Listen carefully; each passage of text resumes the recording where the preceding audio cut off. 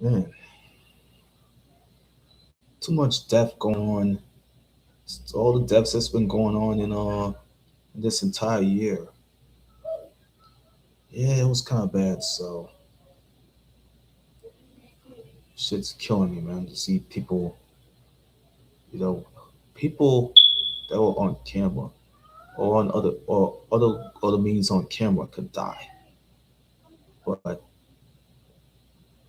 it's worse than what happened to Ronald Ray Howard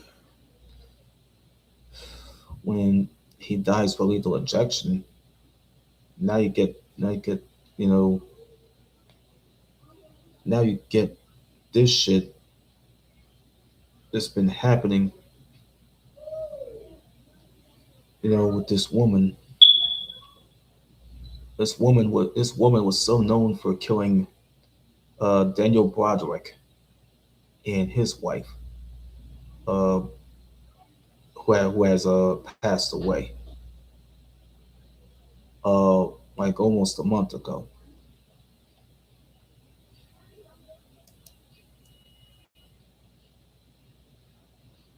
The authorities are confirming Betty Broderick's manner of death. Weeks after convicted, the killer dies in prison. There's a report going around with her, but I didn't even know she has some serious health issues to begin with. The convicted murderer was serving a life sentence with the possibility of parole in the state of California at the time of her death in May.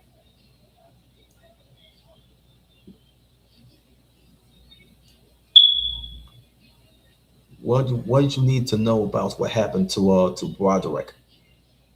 She died on May the 8th while serving a life sentence for the 1989 murders of her ex-husband Daniel Broderick and his new wife. The officials are confirming her death was so accidental after she was moved to a medical center for a higher level care.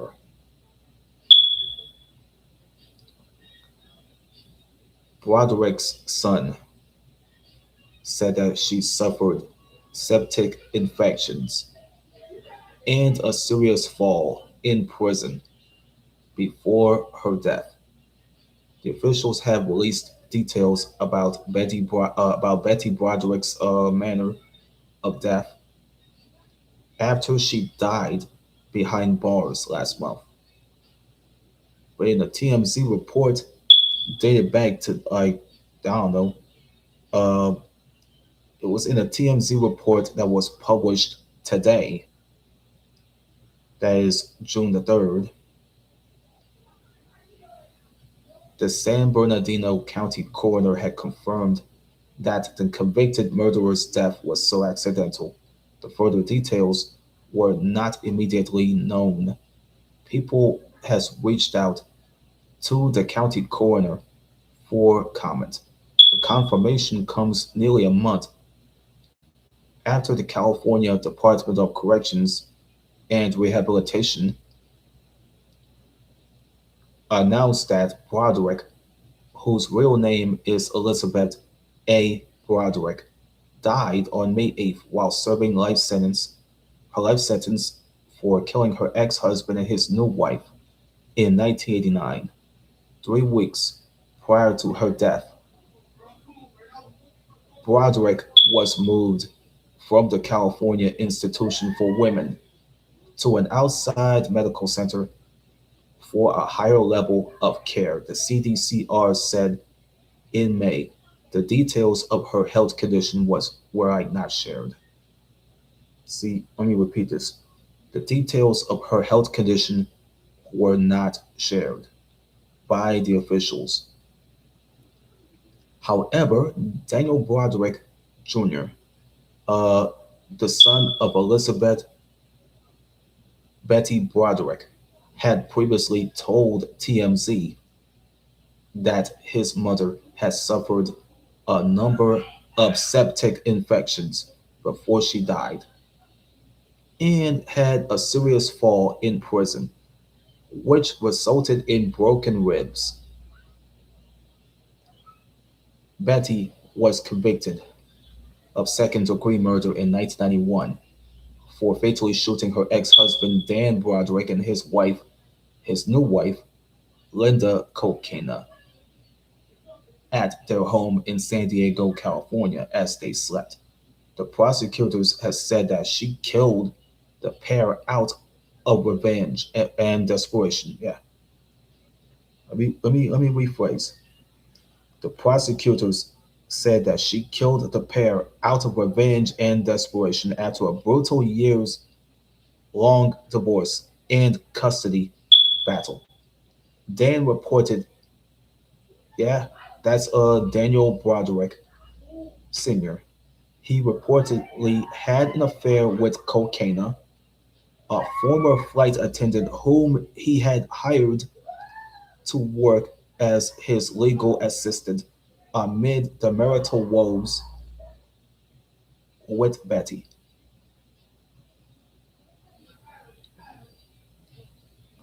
It was worse, man. It was so worse that Betty had denied the killing, but she said that she had been driven over the edge by years of physical and psychological abuse at the hands of Dan. She was sentenced to 32 years to life in prison and was denied parole multiple times. Betty's next chance for parole was so scheduled for 2032 when she would have been 84 years old.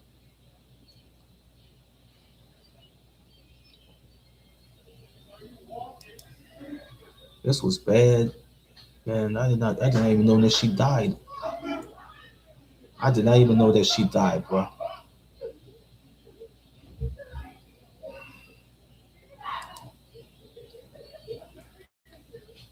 But we got something that's already happening for some reasons.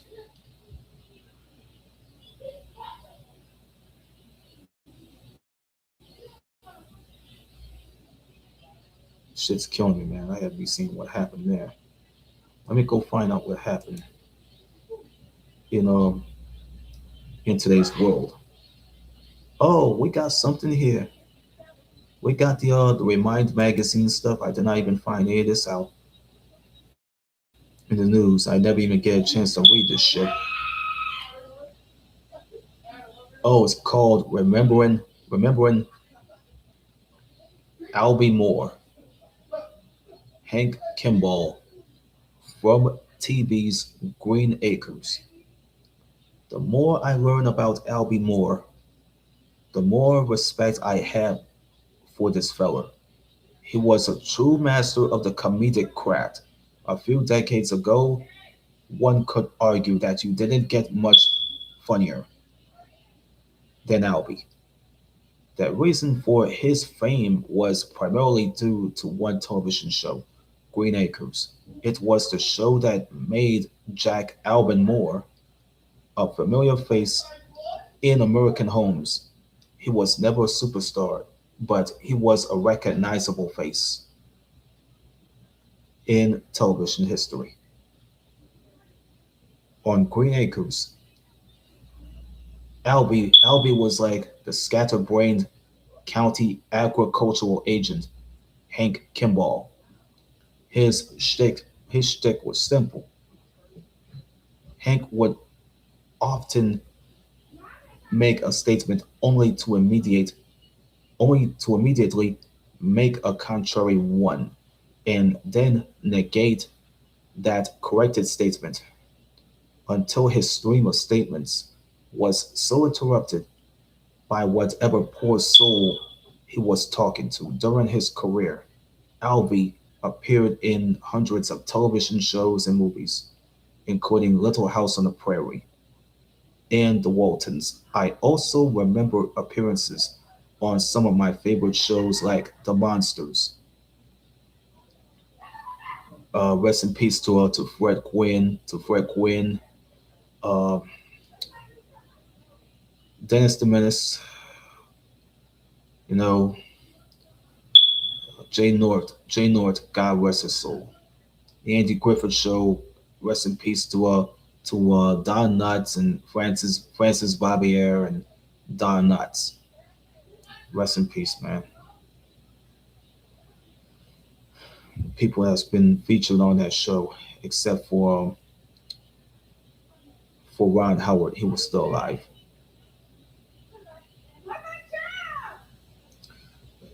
They were all mostly one-time guest appearances, but they were all great and truly memorable. The thing about watching Albie in whatever role, it is always seemed like he was having fun.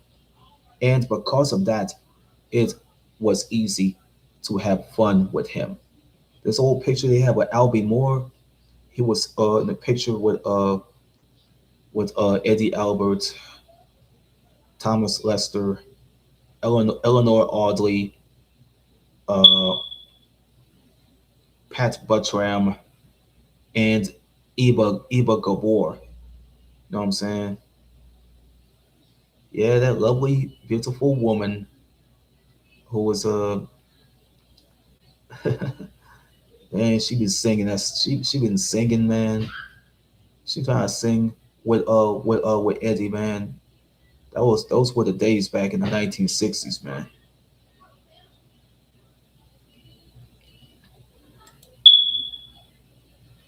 One thing that Albie didn't particularly have fun discussing was his time as a Marine in World War II. Albie participated in the Battle of Iwo Jima a few years before he passed away. Fellow actor James MacArthur,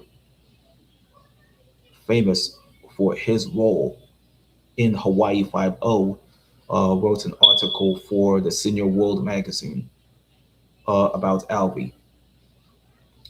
To write the article, MacArthur spent hours visiting with him and was regaled with a story after story about his time in Hollywood that said that when MacArthur asked him about Iwo Jima, Iwo Jima, Albie didn't want to relive that day and quickly moved past the question. In the article, MacArthur noted that many brave men and women who participated in that conflict, as well as others, absolutely do not revel in the machinations of war. Instead, they typically want to move past it and just think about happier times. Whatever the reason, we should all be grateful for brave people like Albie Moore, who risked their lives and sacrificed their time to protect the country they loved. When Albie passed away in 1997, his marker refers to him as Mr. Wonderful of Hollywood. In a video published on YouTube, I had commented that I would love to know the story behind that nickname, but had been unable to find anything on the web. Luckily, I was fortunate enough to have someone very close to Mr. Moore to help me out. Allison Moore, the daughter of the late Albie Moore, left a comment explaining that when her dad would call someone and they would ask who it was, he would reply, It's Mr. Wonderful in Hollywood," in a dry and deadpan tone. She went on to say that she wasn't sure or how why or how it started, but it became Albie's thing. It became the thing of Albie's uh, to have now. As such, it felt appropriate to include it on his marker so that all might remember him in the same mirthful manner. So, rest in peace, Albie Moore, who played as the character Hank Kimball from the Green Acres television show from 1965 to 1971. Man, the rest of the people you see on there that already have been on there, I don't know these people that was on that show could have been alive or dead. I don't even know. I don't know what's going to happen to Alan Hale. To Alan Hale, you know what I'm saying? The thing about Alan Hale, I think I knew something about what happened with Alan Hale. See, everybody remember, man. And I watched, I watched a comedy special that was from the likes of his granddaughter. You know what I mean? Who was a comedian. So his granddaughter was a comedian and knows something. See, Samantha Hale. See, her grandfather, Alan Hale Jr., was a legend in in a television show that used to be aired on CBS. Let me explain to y'all about Mr. Alan Hale Jr. He and his dad played the same character like 40 years apart.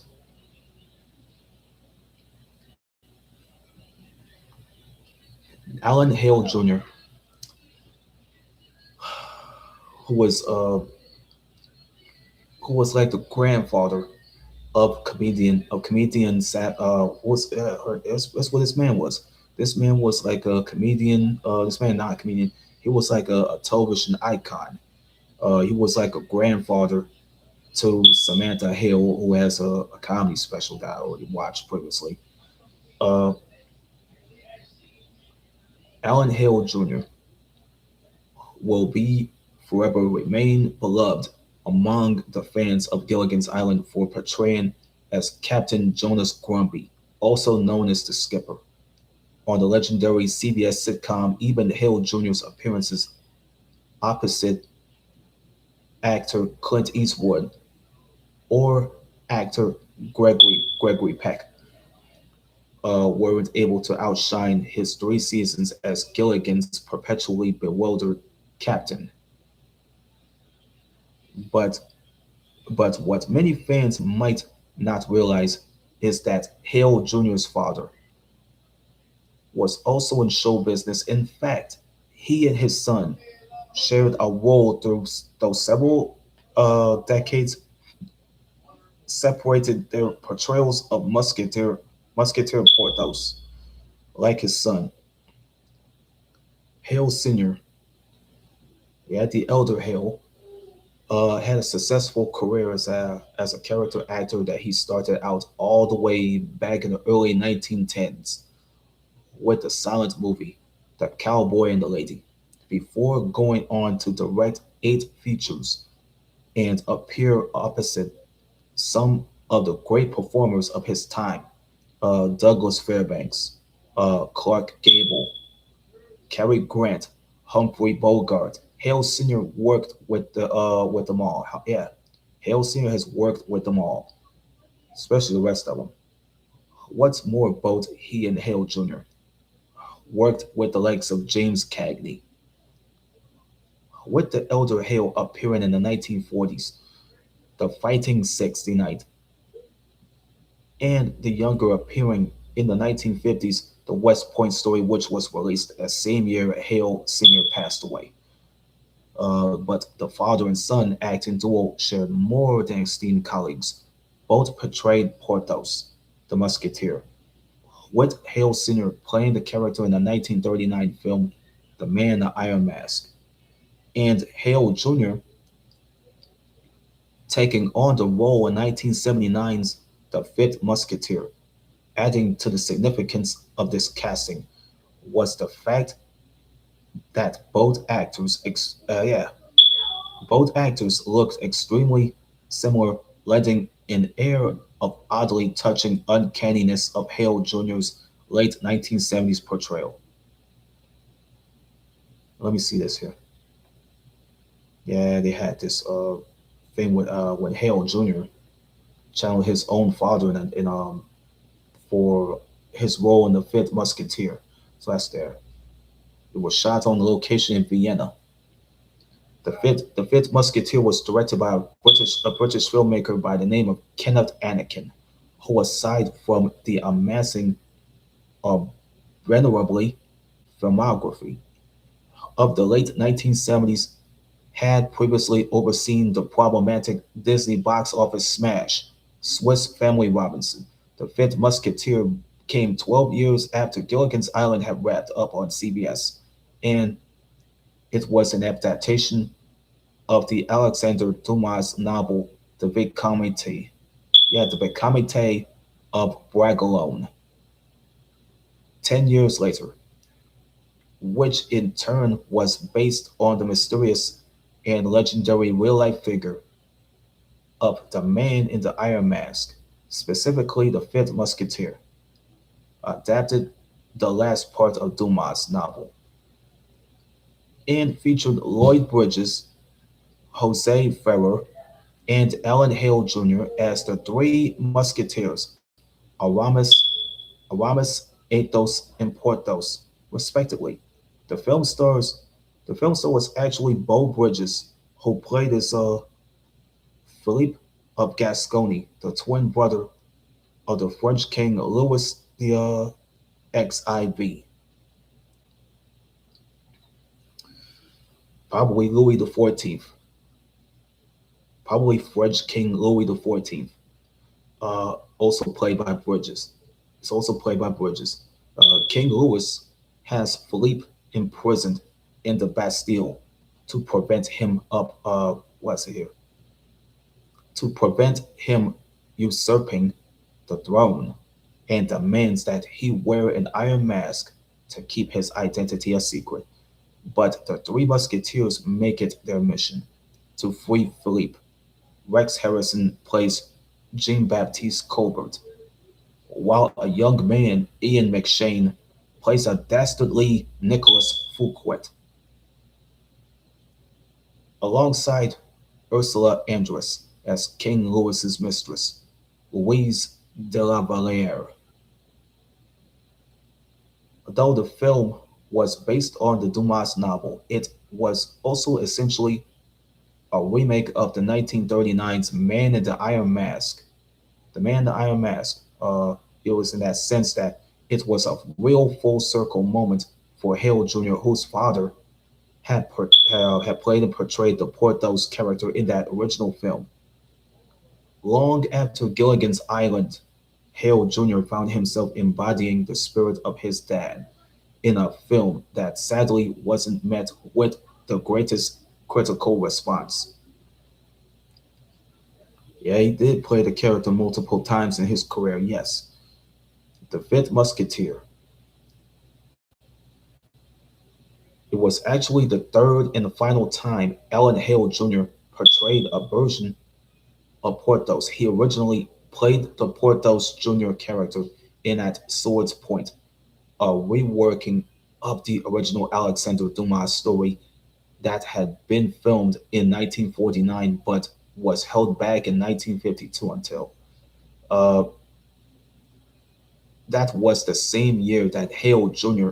played Porthos proper in the Iron Mask. It was a remake of the Alan Dwan's, probably the 1929 film that Alan Dwan's had done in the remake that was of the Iron Mask. See, I don't know about this remake of the Alan Dwan's 1929 film, The Iron Mask. It was so known for it, but in which a princess had rather than a prince is placed in the titular face covering.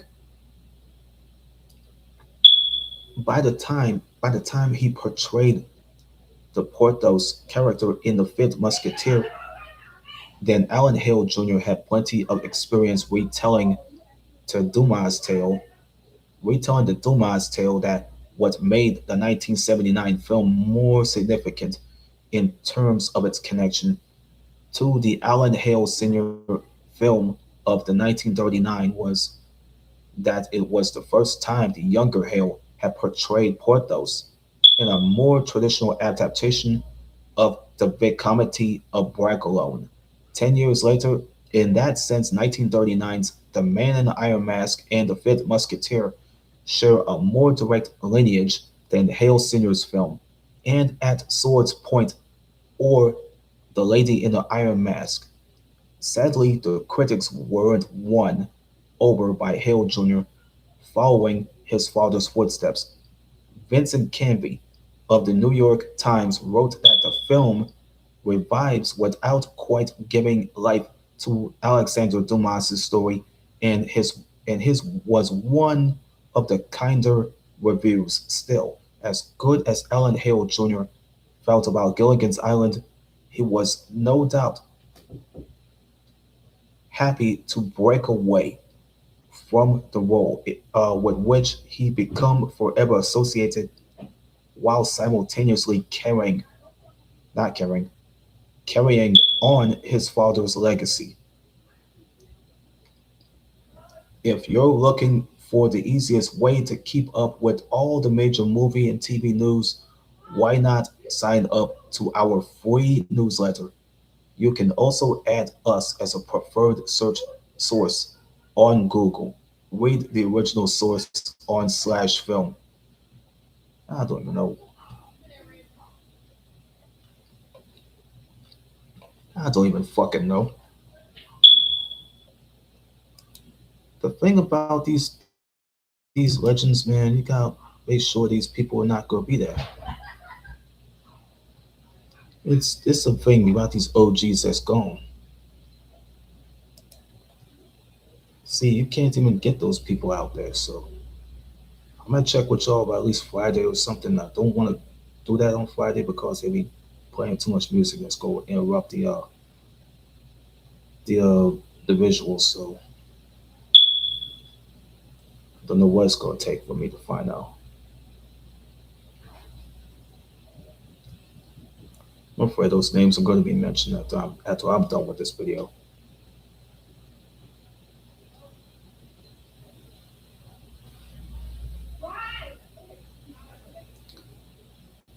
I'm about to be finished with this video, man. I'm about to go play Call of Duty, and I'm gonna jump on back into Call of Duty and see I can kick some serious ass with that X9 Maverick uh, assault rifle. Hit the like button or something before you drop a comment below, man.